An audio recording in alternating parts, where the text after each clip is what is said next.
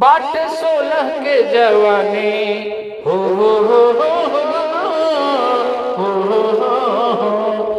बाट 16 के जवानी ओहू में पहिला उठानी कहरे तुला भोग के कला से जहिया रे गोरिया सीख लेबो सच कही मन बुना करे जा तू जहिया कबे सीख लेबो सच कही मन बुना करे जा तू जहिया कबे सीख लेबो।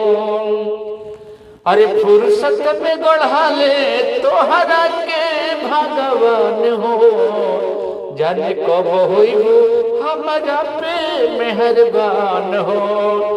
अरे फुर्सत में गढ़ा ले तोहरा के भगवान हो जाने कब होइबो हमारा पे मेहरबान हो।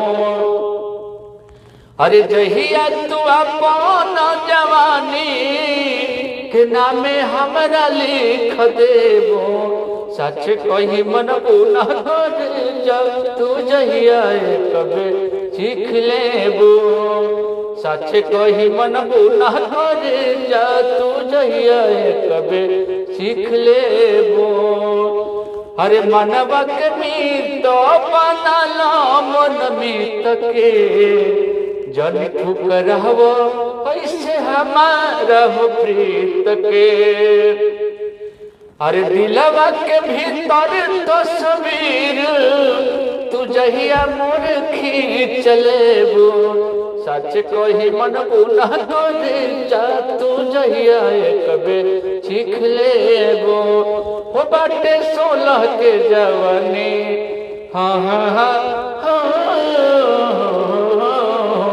हो बाटे 16 के जवानी ओहू में पहिला उठाने कहरे तुला भंगी कला से जहिया रे गोरी सीख लेबो सच कही मन बुना करे जा तू जहिया कबे सीख लेबो सच कही मन बुना करे जा तू जहिया कबे सीख लेबो।